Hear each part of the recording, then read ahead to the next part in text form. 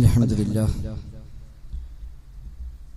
نحمده ونستعينه ونؤمن به ونتوكل عليه ونعوذ بالله من شرور أنفسنا ومن سيئات أعمالنا من يهده الله فلا مضل له ومن يضلل فلا هادي له وأشهد أن لا إله إلا الله وحده لا شريك له وأشهد أن محمدا عبده ورسوله أرسله بالهدى ودين الحق ليظهره على الدين كله ولو كره المشركون اللهم صل على محمد وعلى آل محمد كما صليت على إبراهيم وعلى آل إبراهيم إنك حميد مجيد اللهم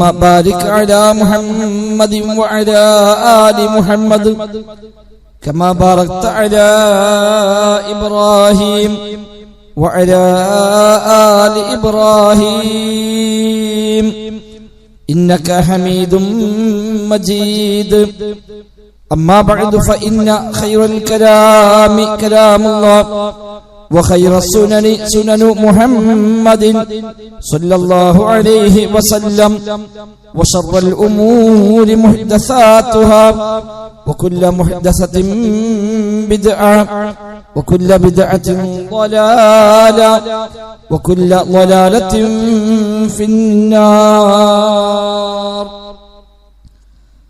أعوذ بالله من الشيطان الرجيم بسم الله الرحمن الرحيم يا أيها الذين آمنوا اتقوا الله حق تقاته ولا تموتن إلا وأنتم مسلمون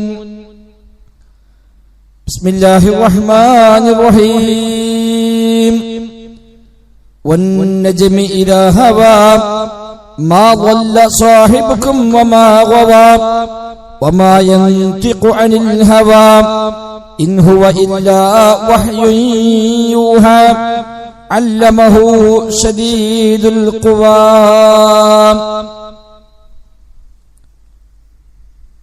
സത്യ വിശ്വാസികളെ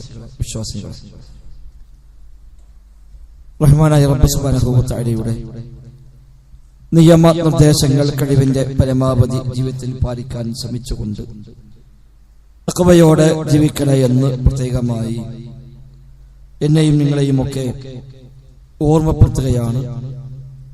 റബ്ബ് സുബ്ഹാനഹു വ തആല നമുക്കെല്ലാം അതിന് തൗഫീഖ് പ്രദാനം ചെയ്യുമാറാവട്ടെ. ജീവിതത്തിലെ എല്ലാ രംഗത്തും അല്ലാഹു തആല ഖൈറും ബറക്കത്തും ധാരാളമായി നമ്മിലെല്ലാം വർഷിക്കുമാറാവട്ടെ. ദുആ ചെയ്യാൻ പ്രത്യേകമായി പറഞ്ഞ പല സഹോദരങ്ങൾ റബ്ബ് സുബ്ഹാനഹു വ തആല അവർക്കെല്ലാം എല്ലാ അർത്ഥത്തിലുമുള്ള അവന്റെ റഹ്മത്ത് അവൻ ചൊരിഞ്ഞ് നൽകുമാറാവട്ടെ. നമ്മുടെ പ്രധാനപ്പെട്ട രണ്ട് പ്രവർത്തകന്മാരുടെ ഉമ്മമാർ ശാരീരികമായ പ്രയാസം കാരണം വിഷമിക്കുന്നവരുണ്ട്. അല്ലാഹു തആല അവർക്ക് രണ്ടുപേർക്കും ശിഫ നൽകി അനുഗ്രഹിക്കുമാറാവട്ടെ. നമ്മളൊക്കെ ഏത് സമയത്ത് മരിക്കേണ്ടി വന്നാലും ലാ ഇലാഹ ഇല്ലല്ലാഹ് എന്ന് ഉച്ചരിച്ചുകൊണ്ട് ഈമാനോടെ മരിക്കാൻ തൗഫീഖ് നൽകി റബ്ബ് നമ്മയെല്ലാം അനുഗ്രഹിക്കുമാറാവട്ടെ. വിശുദ്ധ ഖുർആൻ 53-ാം അധ്യായം സൂറത്തുൽ നജ്മിലെ 1 മുതൽ 5 വരെയുള്ള ആയത്തുകളാണ് ഓതിവെച്ചത്. കഴിഞ്ഞ ഖുതുബകളിൽ നാം സൂചിപ്പിച്ചതുപോലെ ഇസ്ലാമിക പ്രമാണങ്ങളിൽ സ്ഥാനം കൊണ്ട് രണ്ടാമതും പ്രമാണമാവുക എന്നതിൽ ഖുർആന്റെ കൂടെ തന്നെ ചേർത്തി പഠിപ്പിച്ചതുമായ പ്രവാചക അധ്യാപനങ്ങൾ, ഹദീസുകൾ, സുന്നത്തുകൾ, അതിന്റെ പ്രാധാന്യം കഴിഞ്ഞ ഖുതുബയിൽ നാം മനസ്സിലാക്കി. യഥാർത്ഥത്തിൽ എന്താണ് ഹദീസ്? അല്ലാഹുവിന്റെ റസൂൽ സ്വല്ലല്ലാഹു അലൈഹി വസല്ലം തങ്ങളിലേക്ക് ചേർത്തി പറയപ്പെടുന്ന നബിതങ്ങളുടെ വാക്കുകൾ, നബിതങ്ങളുടെ പ്രവൃത്തികൾ, അവിടുത്തെ മൗനാനുവാദങ്ങൾ, നബിതങ്ങൾ ചെയ്യാൻ വിചാരിച്ച എന്നാൽ ചെയ്തിട്ടില്ലാത്ത കാര്യങ്ങൾ, നബിതങ്ങളെ കുറിച്ച് പരാമർശിക്കുന്ന അവിടുത്തെ സ്വഭാവം, അവിടുത്തെ സംസ്കാരം, അവിടുത്തെ ശരീരപ്രകൃതി അടക്കമുള്ള കാര്യങ്ങൾ, ഇതിനെല്ലാം ഒന്നിച്ചു പറയുന്ന പ്രയോഗമാണ് ഹദീസ് എന്നത്. നബിതങ്ങൾ കാര്യം പറഞ്ഞാൽ അത് ഹദീസാണ്, നബിതങ്ങൾ കാര്യം ചെയ്താൽ അത് ഹദീസാണ്. അവിടുന്ന് ഒരു കാര്യത്തിന് അംഗീകാരം, മൗനാനുവാദം നൽകി, നബിയുടെ മുമ്പിൽ വെച്ച് ചെയ്തു, അത് നബിയുടെ മുമ്പിൽ വെച്ച് പറഞ്ഞു, അത് ശരിയല്ല, പറയാൻ പറ്റില്ല, ചെയ്യാൻ പറ്റില്ല എന്ന് നബിതങ്ങൾ പറഞ്ഞില്ല എങ്കിൽ അതിനർത്ഥം നബിയുടെ അംഗീകാരമുണ്ട് എന്നാണ്, അതും ഹദീസാണ്. നാലാമതായി നബിതങ്ങൾ ചെയ്യാൻ വിചാരിച്ചു പക്ഷെ ചെയ്തിട്ടില്ല, അതിനെയും ഹദീസ് എന്നാണ് ഇസ്ലാമിന്റെ ഭാഷയിൽ പറയുന്നത്. അഞ്ചാമതായി സ്വഹാബിമാർ നബിയെ കുറിച്ച് പറയുന്ന നബിയുടെ സ്വഭാവം ഇങ്ങനെയായിരുന്നു, നബിയുടെ കൈ ഇങ്ങനെയായിരുന്നു, നബിയുടെ കാലിങ്ങനെയായിരുന്നു തുടങ്ങി അവിടുത്തെ ശരീരപ്രകൃതിയുമായി ബന്ധപ്പെട്ടോ സ്വഭാവവുമായി ബന്ധപ്പെട്ടോ പഠിപ്പിക്കുന്ന കാര്യങ്ങൾ, അതിനും ഹദീസ് എന്നാണ് പറയുക. പ്രവാചകൻ എന്ന നിലക്ക് ഇതിലൊന്നും സ്വന്തമായി സ്വന്തം ഇഷ്ടപ്രകാരം അവിടുന്ന് പറഞ്ഞിട്ടില്ല, പറയാൻ അനുവാദവുമില്ല. അല്ലാഹു തആല നിയോഗിച്ച ദൂതരാണല്ലോ റസൂലുള്ളാഹി സ്വല്ലല്ലാഹു അലൈഹി വസല്ലം. അതുകൊണ്ട് അല്ലാഹു തആല എന്താണോ വഹയ്യായി നൽകുന്നത് അതിവിടെ ഉമ്മത്തിലേക്ക് എത്തിക്കുക, അതാണ് പ്രവാചകന്റെ ദൗത്യം. സ്വന്തമായി ഉണ്ടാക്കി പറയതല്ല, ആലോചിച്ചും ചിന്തിച്ചും എന്തെങ്കിലുമൊക്കെ നിയമങ്ങളാക്കി പഠിപ്പിക്കതല്ല. ഇൻ അത്തബിഉ ഇല്ലാ മാ യൂഹാ ഇലയ്യ, എനിക്ക് വഹി നൽകപ്പെടുന്ന കാര്യങ്ങൾ പിൻപറ്റുകയല്ലാതെ മറ്റൊന്നും ഞാൻ ചെയ്യുന്നില്ല എന്ന് നബിതങ്ങളോട് പറയാൻ അല്ലാഹു തആല ആവശ്യപ്പെടുന്നുണ്ട്. വമാ അലൈനാ ഇല്ലൽ ബലാഗുൽ മുബീൻ, നമ്മുടെ മേൽ വ്യക്തമായ ബലാഗല്ലാതെ, എത്തിക്കലല്ലാതെ മറ്റൊന്നുമില്ല.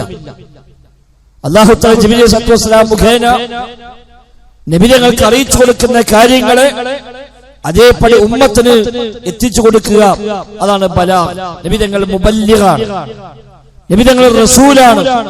റസൂൽ എന്ന ദൂതൻ എന്നാണ് അർത്ഥം, ദൂതുമായി വന്നവരാണ്, ദൂതരാണ്. ഒരാളെ ദൂതുമായി പറഞ്ഞയച്ചാൽ എന്താണ് അവിടെ പോയി പറയാൻ ഏൽപ്പിച്ചത്, അത് പോയി പറയുക മാത്രമാണ് ദൂതന്റെ ഉത്തരവാദിത്വം. നബിതങ്ങൾ റസൂലാണ്, ദൂതനാണ്. അഥവാ റസൂലുള്ളാഹ് അല്ലാഹുവിന്റെ ദൂതനാണ്, അല്ലാഹു നിയോഗിച്ച ദൂതനാണ്. അതുകൊണ്ട് അല്ലാഹു തആല എന്താണോ പറയാൻ ഏൽപ്പിച്ചത്, അല്ലാഹു തആല എന്താണോ ദൗത്യമായി ബാധ്യതയായി ഏൽപ്പിച്ചത്, അത് ഉമ്മത്തിന് എത്തിച്ചു കൊടുക്കുക എന്നത് മാത്രമാണ് പ്രവാചക ദൗത്യം. അത് നബി തങ്ങൾ പ്രാവർത്തികമാക്കുകയും ചെയ്തു. ബല്ലഗ റിസാല, ഏൽപ്പിക്കപ്പെട്ട റിസാലത്ത്, പ്രവാചകത്വം എന്നത്, സന്ദേശ വാഹകൻ എന്നത്, അത് നബി തങ്ങൾ നിർവഹിച്ചു എന്നത് സ്വഹാബിമാർ സാക്ഷ്യം വഹിച്ച കാര്യമാണ്. ഹജ്ജത്തുൽ വിദാഇൽ വെച്ച് വിടവാങ്ങൽ പ്രസംഗത്തെ നബി തങ്ങൾ ചോദിക്കുന്നുണ്ട്, അലാ ഹൽ ബല്ലഗതു, ഈ കാര്യങ്ങൾ മുഴുവൻ ഞാൻ നിങ്ങൾക്ക് എത്തിച്ചിട്ടില്ലേ എന്ന് ചോദിക്കും. അതേ നബിയെ, ബല്ലഗത റിസാല വഅദ്ദൈതൽ അമാന വനസഹതൽ ഉമ്മ, നബിയെ താങ്കൾ ഉമ്മത്തോട് ഗുണകാംക്ഷ കാണിച്ചിട്ടുണ്ട്, താങ്കൾ ഏൽപ്പിക്കപ്പെട്ട ദൗത്യങ്ങൾ പൂർത്തീകരിച്ചിട്ടുണ്ട്, താങ്കൾ ഏൽപ്പിച്ച ഇവിടെ എത്തിക്കാൻ വേണ്ടി അല്ലാഹു തആല ഏൽപ്പിച്ച സന്ദേശങ്ങളെ താങ്കൾ ഇവിടെ ഏൽപ്പിച്ചിട്ടുണ്ട്, എത്തിച്ചിട്ടുണ്ട്, ഞങ്ങൾ സാക്ഷികളാണ് എന്ന് സ്വഹാബിമാർ പറയുകയും അല്ലാഹുവിന്റെ റസൂൽ സ്വല്ലല്ലാഹു അലൈഹി വസല്ലം തങ്ങൾ റബ്ബിനെ സാക്ഷിയാക്കുകയും ചെയ്തു എന്നത് നമുക്കെല്ലാം അറിയാവുന്ന കാര്യമാണ്. ആ പ്രവാചകർ സ്വന്തം ഇഷ്ടപ്രകാരം ഒന്നും പറഞ്ഞിട്ടില്ല, പറയാൻ അനുവാദം നൽകിയിട്ടുമില്ല. അതാണ് ഓതി വെച്ച ആയത്ത്, വന്നജ്മി ഇലാ ഹവാ മാ ളല്ല സാഹിബുകും വമാ ഗവ, നക്ഷത്രം തന്നെയാണ് സത്യം. വന്നജ്മി, നക്ഷത്രം തന്നെയാണ് സത്യം. നിങ്ങളുടെ കൂട്ടുകാരൻ പ്രവാചകർ സല്ലല്ലാഹു അലൈഹി വസല്ലമ വഴികേടിലായിട്ടില്ല, അതേപോലെ പിഴവ് സംഭവിച്ചിട്ടുമില്ല. വമാ യൻതിഖു അനിൽ ഹവാ, സ്വന്തം ഇഷ്ടപ്രകാരം നബി തങ്ങൾ സംസാരിക്കുകയുമില്ല. ഇൻ ഹുവ ഇല്ലാ വഹ്യുൻ യൂഹാ, റബ്ബ് നൽകുന്ന വഹ്യ് അടിസ്ഥാനമാക്കി അല്ലാതെ, ദിവ്യബോധനം അടിസ്ഥാനമാക്കി അല്ലാതെ അവിടെ സംസാരിക്കുകയുമില്ല എന്ന് അല്ലാഹു തആല സത്യം ചെയ്തു പറഞ്ഞ കാര്യമാണ്. അല്ലമഹു ശദീദുൽ ഖുവാ, അതെല്ലാം ജിബ്രീൽ എന്ന മലക്ക് വന്നു പഠിപ്പിച്ചു കൊടുത്ത കാര്യങ്ങളുമാണ്. അതല്ലാതെ നബി തങ്ങളൊന്നും പറഞ്ഞിട്ടില്ല, പറയാൻ അനുവാദമില്ല എന്ന്. നക്ഷത്രമാണ് സത്യം, വന്നജ്മി, നക്ഷത്രമാണ് സത്യം എന്ന് പറഞ്ഞുകൊണ്ട് അല്ലാഹു പറയുന്നത് വമാ യൻതിഖു അനിൽ ഹവാ, സ്വന്തം ഇഷ്ടപ്രകാരം ഇച്ഛപ്രകാരം അവിടുന്ന് സംസാരിക്കുകയില്ല. ഇൻ ഹുവ ഇല്ലാ വഹ്യുൻ യൂഹാ, വഹ്യായി ലഭിക്കുന്ന വഹ്യ് അടിസ്ഥാനമാക്കി അല്ലാതെ, സന്ദേശം അടിസ്ഥാനമാക്കി അല്ലാതെ അവിടുന്ന് പറഞ്ഞിട്ടില്ല എന്നാണ്. അതുകൊണ്ട് നബിതങ്ങൾ മതത്തിന്റെ ഭാഗമായി എന്തൊക്കെ പറയുകയും പ്രവർത്തിക്കുകയും ചെയ്തുവോ അതെല്ലാം പറയുന്ന പേരാണ് ഹദീസ്. വാക്കാവാം, പ്രവൃത്തിയാവാം, മൗനാനുവാദമാകാം, സൂചിപ്പിച്ചുവല്ലോ. ഉദാഹരണമായി നബി തങ്ങൾ പറഞ്ഞു, മൻ കദബ അലയ്യ മുതഅമ്മിദൻ ഫൽയതബവ്വ മഖ്അദഹു മിനന്നാർ, എന്റെ പേരിൽ മനഃപൂർവ്വം ഒരാൾ കളവ് പറഞ്ഞാൽ അവൻ നരകത്തിൽ സീറ്റ് ഉറപ്പിക്കട്ടെ. അത് ഹദീസാണ്. നബി തങ്ങൾ പറഞ്ഞു, നബിയുടെ സ്വഹാബിമാർ കേട്ടു. ആ സ്വഹാബിമാർ അത് ഞങ്ങൾ കേട്ടു എന്ന് പറഞ്ഞുകൊണ്ട് ശേഷക്കാരായ തലമുറകൾക്ക് കൈമാറി കൊടുത്തു. സ്വഹാബത്തിന് താബിഈങ്ങൾ കേട്ടു. ആ താബിഈങ്ങൾ താബിഈ കൈമാറിയ നബി ഇങ്ങനെ പറഞ്ഞുവെന്ന് ഈ സ്വഹാബി പറഞ്ഞതായി ഞാൻ കേട്ടിരിക്കുന്നു എന്ന് പറഞ്ഞുകൊണ്ട് താബിഈ അടുത്ത തലമുറക്ക് കൈമാറും. അങ്ങനെയാണ് ഹദീസ് നമ്മിലേക്ക് എത്തുന്നത്. നബി ഞങ്ങൾ പറയുന്നു, സ്വഹാബത്ത് കേൾക്കുന്നു. നബി പറഞ്ഞു എന്ന് സ്വഹാബത്ത് താബിഈനോട് പറയുന്നു, അവർ കേൾക്കുന്നു. അവരത് താബിഈയോട് പറയുന്നു, അവർ കേൾക്കുന്നു. അങ്ങനെ കൈമാറി വരുന്നു. അത് പിന്നീട് ക്രോഡീകരണമെന്ന രചനാ സംവിധാനത്തിലേക്ക് പിന്നീട് വന്നു. അപ്പൊ അന്ന് അവർ രേഖപ്പെടുത്തി വെച്ചു. ഇമാം ഷാഫി റഹിമഹുല്ലാ ഹദീസ് ക്രോഡീകരിച്ച വ്യക്തിയാണ്. ഇമാം അഹ്മദ് ഹദീസ് ക്രോഡീകരിച്ചവരാണ്. ഇമാം മാലിക് ഹദീസ് ക്രോഡീകരിച്ചവരാണ്.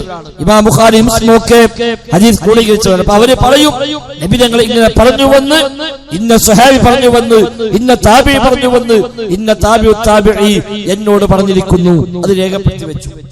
അപ്പൊ ഇനി അവിടെ ഇങ്ങോട്ട് ആ പരമ്പര അങ്ങനെ തന്നെ തുടർന്ന് പോന്നില്ലെങ്കിലും ഇത് രേഖയായി കഴിഞ്ഞു എന്ന ആ പരമ്പര തുടർന്ന് പോരുകയും ചെയ്യുന്നുണ്ട് ഇന്നും. ഇതാണ് ഹദീസ്.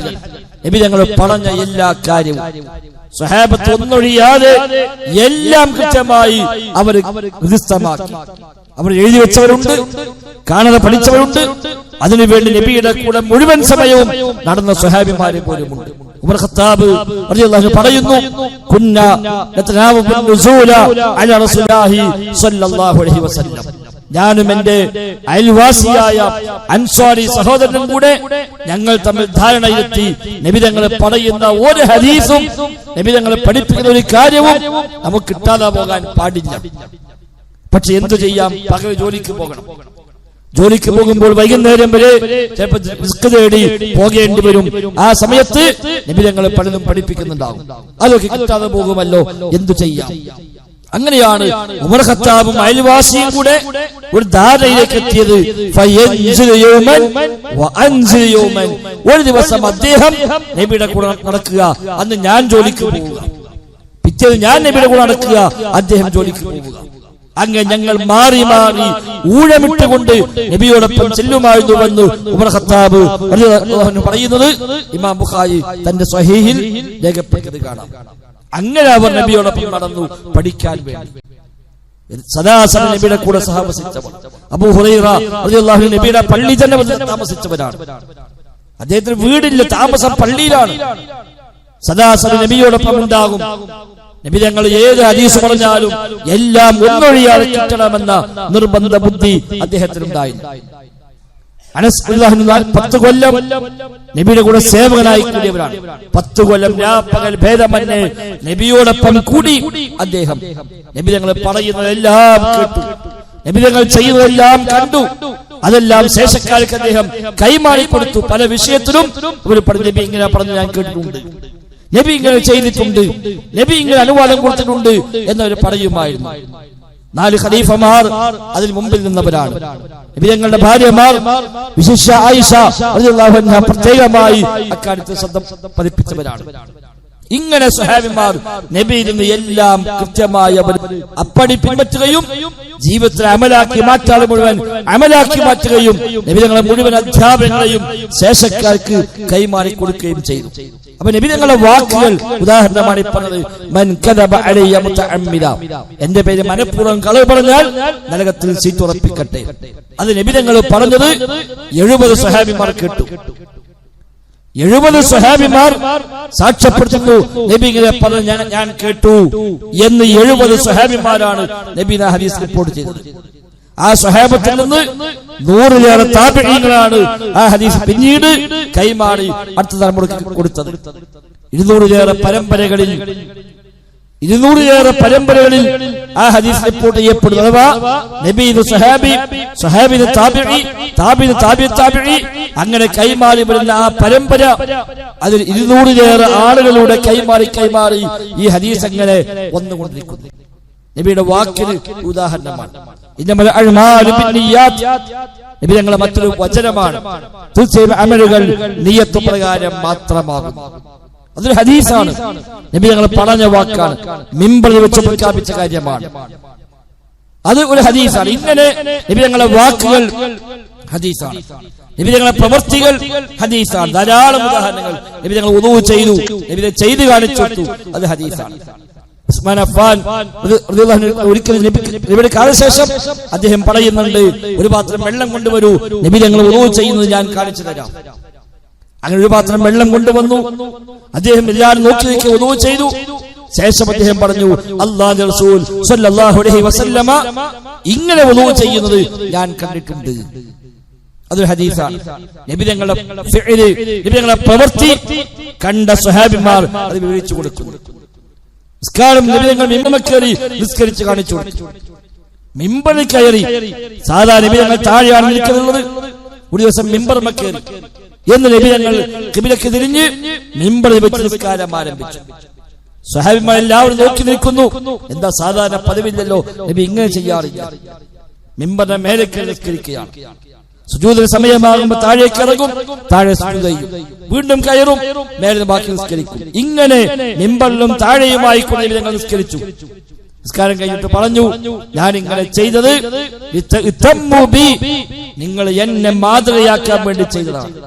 അതുകൊണ്ട് സ്വല്ലു കമാ റഅയ്തുമൂനി ഉസല്ലി, ഞാൻ നിസ്കരിക്കുന്നത് നിങ്ങൾ എങ്ങനെയാണോ കണ്ടത് അപ്രകാരം നിസ്കരിക്കുക. എന്റെ നിസ്കാരം നിങ്ങൾ ഇപ്പൊ കണ്ടല്ലോ, അത് എങ്ങനെയാണോ അങ്ങനെ നിസ്കരിക്കുക എന്ന് നബി സ്വല്ലല്ലാഹു അലൈഹി വസല്ലം പറയുകയും ചെയ്തു. അപ്പൊ ആ ഒരു ഫിഅല്, പ്രവൃത്തി, അതൊരു ഹദീസാണ്. നബി തങ്ങൾ ഏത് കാര്യമെടുത്താലും അതെല്ലാം ഹദീസായിട്ടാണ് കണക്കാക്കുക. നബി തങ്ങളുടെ ഹജ്ജ്, നബി തങ്ങൾ പ്രത്യേകം പറഞ്ഞു, ഖുദു അന്നി മനാസികകും, നിങ്ങൾ ഹജ്ജിന്റെ കർമ്മങ്ങൾ എന്നിൽ നിന്ന് നിങ്ങൾ കണ്ടുപഠിക്കുക എന്നാണ്. കണ്ടുപഠിക്കുന്നതില്ലെന്ന് നബി തങ്ങൾ ഹജ്ജിന്റെ ഓരോ കർമ്മം ചെയ്തു കൊടുക്കുന്നു. സഹാബിമാർ കാണുന്നു, നോക്കിക്കൊണ്ടിരിക്കുന്നു. ഇങ്ങനെ നബി തങ്ങളുടെ വാക്കുകൾ, പ്രവർത്തികൾ, നബി തങ്ങളുടെ മൗനാനുവാദങ്ങൾ നബിയുടെ മുമ്പിൽ വെച്ച് ഒരു സഹാബി വല്ലതും ചെയ്യുന്നു, അല്ലെങ്കിൽ സഹാബി വല്ലതും പറയുന്നു, അത് ശരിയല്ല, പറയാൻ പാടില്ല, ചെയ്യാൻ പാടില്ല എന്ന് നബി തങ്ങളെ വിലക്കുന്നില്ല എങ്കിൽ അതിനർത്ഥം ചെയ്യാൻ പറ്റുമെന്നാണ്. പറ്റൂലെങ്കിൽ അത് കാണുമ്പോ പറയും ചെയ്തുകൂടാ എന്ന്. അങ്ങനെ ധാരാളം സംഭവമുണ്ട്. പല കാര്യങ്ങൾ കണ്ടപ്പോൾ ഇത് ശരിയല്ല, ചെയ്യാൻ പാടില്ല എന്ന് നബി തങ്ങൾ വിലക്കിയ എത്രയോ സംഭവങ്ങൾ നമുക്ക് കാണാൻ കഴിയും. എന്നാൽ മറ്റു പലതും നബി തങ്ങൾ കണ്ടിട്ടും അറിഞ്ഞിട്ടും നബി തങ്ങൾ എതിർത്തില്ല. ഒന്നുകിൽ നബിയുടെ മുമ്പിൽ വെച്ച് ചെയ്യുന്നു, അല്ലെങ്കിൽ നബി തങ്ങളെ മുമ്പിലല്ല, അസാന്നിധ്യത്തിൽ ചെയ്തു. പക്ഷെ നബി തങ്ങൾ അറിഞ്ഞു. പിന്നെ നബിയോട് ഒന്ന് പറഞ്ഞാൽ ഇങ്ങനെ ചെയ്തു, അല്ലെ ഒരാൾ ഇങ്ങനെ ചെയ്തു, ആ സഹാബി അങ്ങനെ ചെയ്തു എന്ന് നബി തങ്ങൾ അറിയുന്നു. അറിയുമ്പോൾ അത് ശരിയല്ലല്ലോ, ചെയ്യാൻ പാടില്ലല്ലോ എന്ന് പറഞ്ഞില്ല എങ്കിൽ അത് ഹദീസായിട്ടാണ് കണക്കാക്കുക. നബിയുടെ അംഗീകാരമുണ്ട് എന്നർത്ഥം. നബി തങ്ങൾ അനുവദിച്ചു, അംഗീകരിച്ചു, മൗനാനുവാദം നൽകി, അതും ഹദീസാണ്. നാലാമതായി നബി തങ്ങൾ ചെയ്യാൻ വിചാരിച്ചു, പക്ഷെ ചെയ്തിട്ടില്ല. ഉദാഹരണമായി മുഹറം 9 നോമ്പ്, മുഹറം 10 നബി തങ്ങൾ നോമ്പ് നോറ്റു, ആശൂറ നോമ്പ്.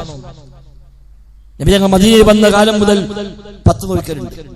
എന്നാൽ വഫാത്താകുന്നതിന് മുമ്പത്തെ കൊല്ലം നബി തങ്ങൾ പറഞ്ഞു, അടുത്ത വർഷം ഞാനുണ്ടെങ്കിൽ 9 നോൽക്കും. ചെയ്യാൻ വിചാരിച്ചു അത് പ്രഖ്യാപിക്കുകയും ചെയ്തു. പക്ഷെ അടുത്ത വർഷം മുഹറമിന് മുമ്പ് റബീഉൽ അവ്വൽ മാസത്തിൽ നബി തങ്ങൾ വഫാത്തായി.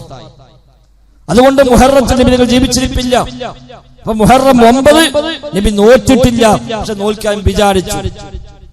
ഞാൻ ഉണ്ടെങ്കിൽ ഞാൻ നോക്കുമെന്ന് പറയുകയും ചെയ്തു. അതോട് അംഗീകാരമായി, അത് ഹദീസായി മാറി.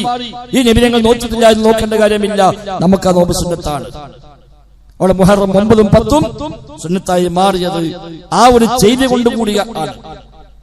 ഇങ്ങനെ നബി തങ്ങൾ ചെയ്യാൻ വിചാരിച്ച കാര്യം എന്നാൽ ചെയ്തിട്ടില്ല, അതും ഹദീസായിട്ടാണ് പരിഗണിക്കുക. ഇനി അതേപോലെ നബി തങ്ങളെ കുറിച്ച് സഹാബിമാരെ പറഞ്ഞ ധാരാളം സംഭവങ്ങൾ കാണാം. നബി തങ്ങളുടെ ശരീരപ്രകൃതിയെ സഹാബിമാർ വർണ്ണിച്ചിട്ടുണ്ട്. അനസ് റളിയല്ലാഹു അൻഹു പറഞ്ഞു, നബി തങ്ങളെ താടിയിലും തലയിലുമായി നരച്ച രോമങ്ങളെ ഞാൻ എണ്ണി 20ൽ താഴെ രോമങ്ങളാണ് നബി തങ്ങൾക്ക് ആകെ നരച്ചത്. ഇത് നബിയുടെ വാക്കല്ല, സഹാബിയുടെ വാക്കാണ്. പക്ഷെ നബിയെ കുറിച്ചാണ് പറയുന്നത്, അതും ഹദീസാണ്. അത് ഹദീസാണ്. നബി തങ്ങളുടെ ഓരോ ശരീരപ്രകൃതിയും സഹാബിമാർ പറഞ്ഞിട്ടുണ്ട്. നബി തങ്ങളുടെ വിരലുകൾ എങ്ങനെയായിരുന്നു, വിരൽ തലപ്പ് എങ്ങനെയായിരുന്നു, നബി തങ്ങളുടെ മൂക്കിന്റെ അഗ്രം എങ്ങനെയായിരുന്നു തുടങ്ങിയ എല്ലാം സഹാബിമാർ കൃത്യമായി നമുക്ക് വിവരിച്ചു തന്നിട്ടുണ്ട്. നബി തങ്ങളുടെ നീളവും നബി തങ്ങളുടെ നിറവും നബി തങ്ങളുടെ ഓരോ അവയവത്തിന്റെയും അതിന്റെ രീതികളടക്കം സഹാബിമാർ കൃത്യമായി വിവരിച്ചു തന്നിട്ടുണ്ട്. നബി തങ്ങൾ ചിരിക്കുമ്പോൾ നബി തങ്ങളുടെ മുഖഭാവം എങ്ങനെയായിരുന്നു, ദേഷ്യം വന്നാൽ മുഖഭാവം എങ്ങനെയായിരുന്നു സഹാബിമാർ പറയുന്നുണ്ട്. നബി തങ്ങൾക്ക് ദേഷ്യം വന്നാൽ ഇവിടെ മുഖത്ത് നിന്ന് ഞങ്ങൾക്കത് മനസ്സിലാകുമായിരുന്നു. അങ്ങനെ നബിയെ കുറിച്ച് പറയുന്ന കാര്യങ്ങൾ അതിനും ഹദീസ് എന്നാണ് പറയുക. ഇതെല്ലാം അള്ളാഹുവിന്റെ നിർദ്ദേശപ്രകാരം മാത്രമാണ് നബി തങ്ങൾ ഇതിലെല്ലാം ഒരു മാതൃക കാണിച്ചത്. മാനുഷികമായി ചെയ്ത കാര്യങ്ങൾ വേറെ ഉണ്ടാകാം, ഇതിന്റെ ഭാഗമായിട്ടല്ലാതെ. നബി തങ്ങൾ ഒട്ടകപ്പുറത്ത് പോയി, അത് നബി ആയതുകൊണ്ട് പോയല്ല, അത് മാനുഷികമായ കാര്യമാണ്. ഗോതമ്പിന്റെ ഭക്ഷണം കഴിച്ചു, അതാ നാട്ടിലെ ഭക്ഷണമെന്ന ഗോതമ്പാണ്. ഈത്തപ്പനയുടെ ഓലമിടഞ്ഞ് പായ ഉണ്ടാക്കി ആ പായയെ കിടന്നുറങ്ങി, അതൊരു ദീനിന്റെ ഭാഗമായി ചെയ്ത കാര്യമല്ല. നബി തങ്ങൾ വീട് വെച്ചു, അത് മാനുഷികമായി ചെയ്ത കാര്യമാണ്. നബി തങ്ങൾ ആ നാട്ടിലെ വേഷം സ്വീകരിച്ചു, അത് മാനുഷികമായി ചെയ്ത കാര്യമാണ്. ഇങ്ങനെ തുടങ്ങി മാനുഷികമായ ചെയ്ത കാര്യങ്ങൾ അതിനുമുണ്ട് നമുക്ക് ചില മാതൃകകൾ. അങ്ങനെ ചെയ്ത കാര്യങ്ങൾ സുന്നത്തായി ഗ്രഹിക്കപ്പെടുകയില്ല, എന്നാൽ അനുവദനീയമാണെന്ന് മനസ്സിലാക്കുക. തെറ്റാണെങ്കിൽ നബി തങ്ങൾ ചെയ്യില്ല. നബി തങ്ങൾ ഗോതമ്പ് കഴിച്ചു, നമുക്കുള്ള പാഠം എന്താണ്? ഗോതമ്പ് കഴിക്കാൻ പറ്റിയ ഭക്ഷണമാണ്. ഗോതമ്പ് കഴിക്കുക സുന്നത്താണോ? ഇല്ല. പക്ഷെ അത് കഴിക്കുക അനുവദനീയമാണ്. അനുവദനീയമല്ലെങ്കിൽ നബി തങ്ങൾ കഴിക്കൂല എന്നാണ് പഠിക്കേണ്ടത്. നബി തങ്ങൾ അങ്ങനെ ചുവന്ന കുപ്പായം നബി ധരിച്ചിട്ടുണ്ട്, കറുത്ത തലപ്പാവ് നബി തങ്ങൾ ധരിച്ചിട്ടുണ്ട്, ആഫ്കൈ നബി തങ്ങൾ ധരിച്ചിട്ടുണ്ട്. അതൊക്കെ സുന്നത്താകുമോ? ഇല്ല. എന്നാൽ അതൊക്കെ അനുവദനീയമാണ് എന്ന് മനസ്സിലാക്കാം. വെള്ള നബി തങ്ങൾ ധരിച്ചിട്ടുണ്ട്, സുന്നത്താകുമോ? ആകും. എന്തുകൊണ്ട്? നബി തങ്ങൾ പ്രത്യേകം പറഞ്ഞു, നിങ്ങൾ വെള്ള ധരിക്കുക. അപ്പൊ പ്രത്യേകമായി കൽപ്പന കൂടി വന്നു, ചെയ്തു. അതോടൊപ്പം പ്രോത്സാഹനം വന്നു. നബി തങ്ങൾ താടി വളർത്തി കേവലം മാനുഷികമായി ചെയ്താണോ? അല്ല, അതിന് പ്രാധാന്യം പറഞ്ഞു. താടിയെ സമൃദ്ധമാക്കണം, താടിയെ വിടണം തുടങ്ങി ധാരാളം ഹദീസുകൾ അവിഷയമായി വന്നു.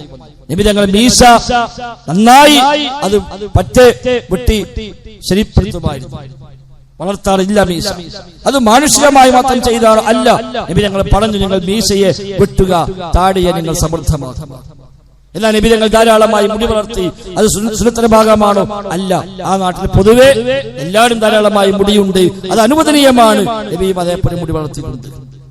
ഇങ്ങനെ നബി തങ്ങൾ ദീനിന്റെ ഭാഗമായി ചെയ്തത്, പറഞ്ഞത്, അംഗീകരിച്ചത്, ചെയ്യാൻ വിചാരിച്ചത്, നബിയെ കുറിച്ച് സ്വഹാബിമാരെ പറഞ്ഞത്, ഇതിനെല്ലാം ഉൾക്കൊള്ളുന്ന വാക്കാണ് ഹദീസ് എന്നുള്ളത്. ഇതൊന്നും സ്വന്തം ഇഷ്ടപ്രകാരം പറഞ്ഞിട്ടില്ല, ചെയ്തിട്ടില്ല.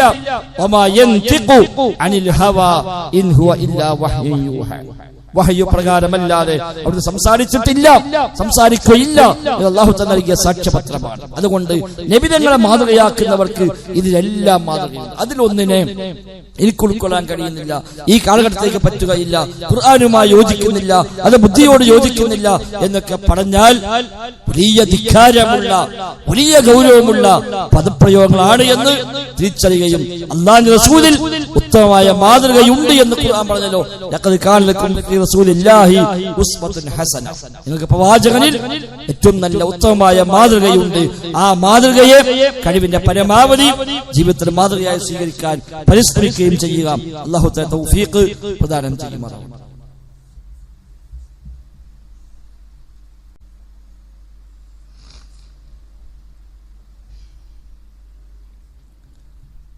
الحمدلله نحمده ونستعينه ونؤمن به ونتوكل عليه اللهم صل على محمد وعلى آل محمد كما صليت على إبراهيم وعلى آل إبراهيم إنك حميد مجيد. സഹോദരന്മാരെ, റഹ്മാനായ റബ്ബ് സുബ്ഹാനഹു വ തആലയുടെ നിയമനിർദ്ദേശങ്ങൾ കഴിവിന്റെ പരമാവധി ജീവിതത്തിൽ പാലിക്കാൻ ശ്രമിച്ചുകൊണ്ട് തഖ്വയോടെ ജീവിക്കണേ എന്ന് പ്രത്യേകമായി ആവർത്തിച്ച് ഓർമ്മപ്പെടുത്തുകയാണ്. റബ്ബ് സുബ്ഹാനഹു വ തആല നമുക്കെല്ലാം തൗഫീഖ് പ്രദാനം ചെയ്യുമാറാവട്ടെ. നബിയുടെ മുമ്പിലേക്ക് പല ചോദ്യങ്ങളും വരുമ്പോൾ ആ വിഷയത്തിൽ അന്നുവരെ ഒരു വഹ്യ് വന്നിട്ടില്ലെങ്കിൽ നബി തങ്ങൾ നൽകുന്ന മറുപടി എനിക്കറിയില്ല എന്നായിരുന്നു. അഥവാ സ്വന്തം വകയായി ഒരു മറുപടി ഉണ്ടാക്കി പറഞ്ഞിട്ടില്ല എന്നർത്ഥം. ഒരാൾ വന്ന് ചോദിക്കുന്ന നബിയോട്, നബിയെ, അല്ലാഹു തആലക്ക് ഏറ്റവും പ്രിയപ്പെട്ട സ്ഥലങ്ങൾ ഏതൊക്കെയാണ്? നബിയുടെ മറുപടി ലാ അദ്രി, എനിക്കറിയില്ല. അല്ലാഹ്ക്ക് ഏതാ ഇഷ്ടം എന്ന് ചോദിക്കണം, അത് പറയേണ്ട അള്ളയാണ്. ആ വിഷയം വഹയി കിട്ടിയാൽ നബിക്ക് പറയാം, പക്ഷെ വഹയി കിട്ടിയിട്ടില്ല. പിന്നീട് ജിബ്രീൽ സ്വല്ലല്ലാഹു അലൈഹി വസല്ലം മറ്റൊരു വഹയുമായി വന്നപ്പോൾ നബി തങ്ങൾ ഈ ചോദ്യം ജിബ്രീലിനോട് ചോദിക്കുന്നു. ജിബ്രീൽ സ്വല്ലല്ലാഹു അലൈഹി വസല്ലമിന്റെ മറുപടി ലാ അദ്രി, എനിക്കറിയില്ല. പിന്നീട് അല്ലാഹു തആല മറുപടിയുമായി ജിബ്രീലിനെ പറഞ്ഞയക്കുന്നു,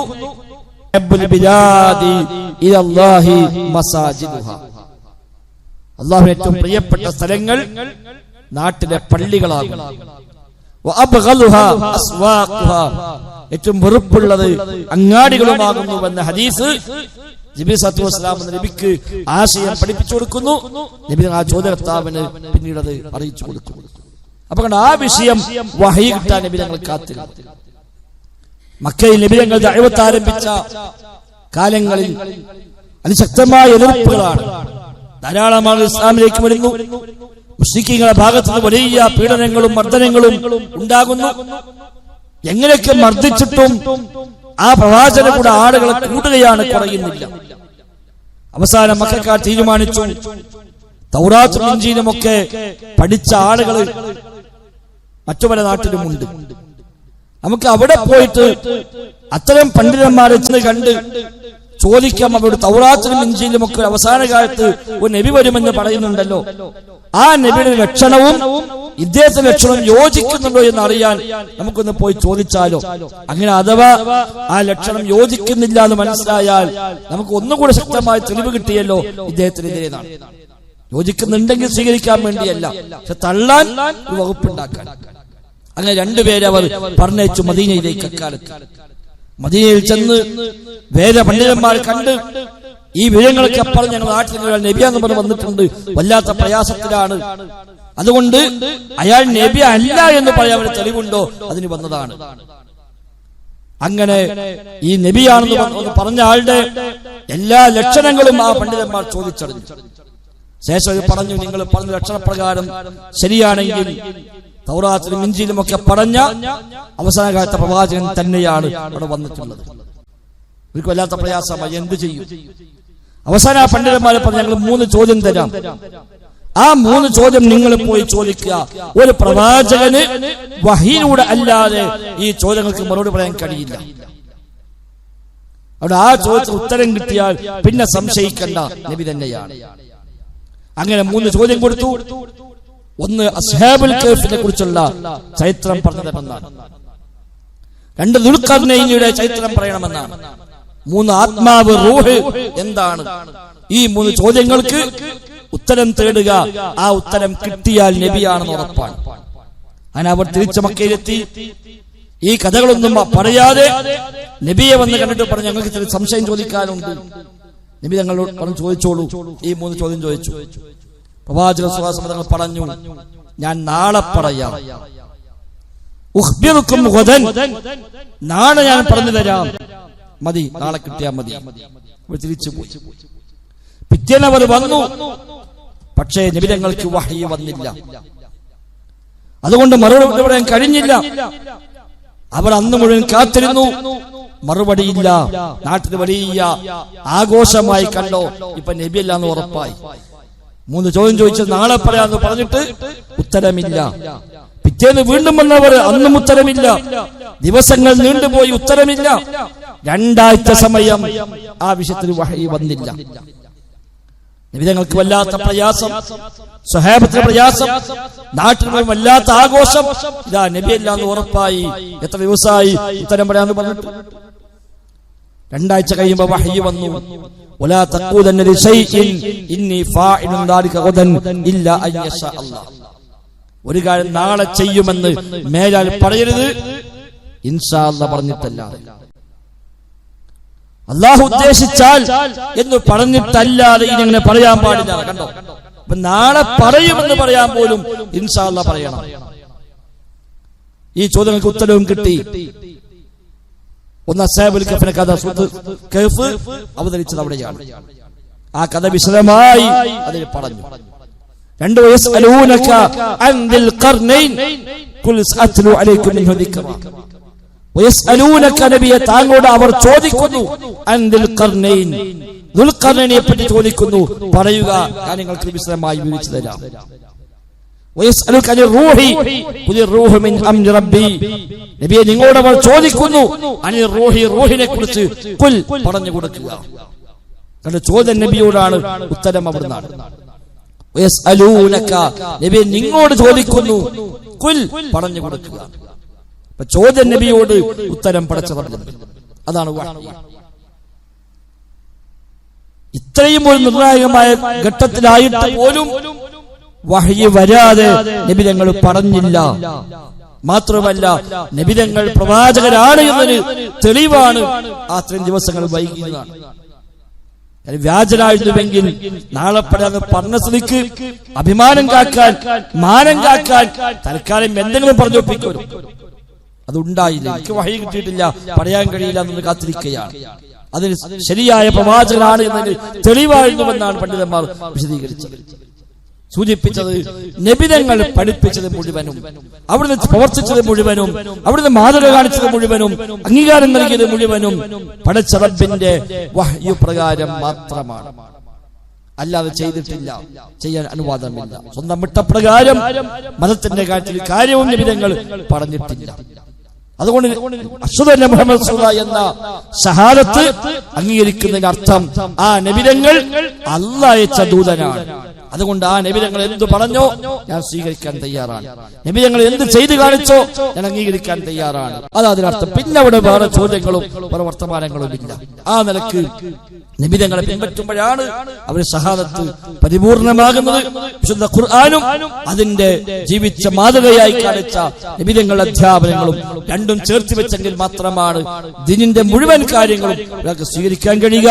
കഴിഞ്ഞ ഖുതുബയിൽ സൂചിപ്പിച്ചതുപോലെ ഹദീസ് വേണ്ടെന്ന് വെച്ചാൽ മതത്തിന്റെ ഒരു കാര്യവും സ്വീകരിക്കാൻ കഴിയാത്ത, മതം തന്നെ തള്ളിപ്പറയേണ്ടുന്ന അവസ്ഥയിലേക്ക് അവസാനം എത്തുമെന്നത് യാഥാർത്ഥ്യമാണ്. ആ നിലയ്ക്ക് നാം ദീന് ഉൾക്കൊള്ളാൻ, പ്രമാണങ്ങൾ സ്വീകരിക്കാൻ നാം തയ്യാറാവുക. റബ്ബ് സുബ്ഹാനഹു വ തആല നമുക്കെല്ലാം തൗഫീഖ് പ്രദാനം ചെയ്യുമാറാവട്ടെ. നമ്മുടെ ഈ പള്ളിയിലെ ദർസിൽ പഠിക്കുന്ന വിദ്യാർത്ഥി, അവന്റെ പിതാവ് കഴിഞ്ഞ ദിവസം പെട്ടെന്ന് മരണപ്പെട്ടു. ഹൃദയാഘാതം സംഭവിച്ച് വളരെ പെട്ടെന്ന് അദ്ദേഹം മരണപ്പെട്ടു. 48 വയസ്സുള്ള സജീവനായ പ്രവർത്തകൻ കൂടിയായിരുന്നു. അല്ലാഹു തആല അദ്ദേഹത്തിന് മഗ്ഫിറത്തും മർഹമത്തും നൽകി അനുഗ്രഹിക്കുമാറാവട്ടെ. ഖബർ ജീവിതം സന്തോഷപൂർണ്ണമാക്കി കൊടുക്കുമാറാവട്ടെ. നാളെ ലോകത്ത് അല്ലാഹുവിന്റെ അംബിയാഇന്റെയും മൗലിയാഇന്റെയും ശുഹദാഇന്റെയും സ്വാലിഹീകളുടെയും കൂടെ സ്വർഗ്ഗത്തിൽ ഒരിടം നൽകി ആ സഹോദരനെയും നമ്മയും എല്ലാം അല്ലാഹു തആല അനുഗ്രഹിക്കുമാറാവട്ടെ. اللهم ربنا آتنا في الدنيا حسنة وفي الآخرة حسنة وقنا عذاب النار. اللهم اغفر للمؤمنين والمؤمنات والمسلمين والمسلمات الأحياء منهم والأموات إنك مجيب الدعوات وقاضي الحاجات ربنا اصرف عنا عذاب جهنم إن عذابها كان غراما إنها ساءت مستقرا ومقاما اللهم ربنا تقبل منا ربنا تقبل منا ربنا تقبل منا إنك أنت السميع العليم وتب علينا إنك أنت التواب الرحيم وصلى الله وسلم على محمد وآله وصحبه أجمعين والحمد لله رب العالمين.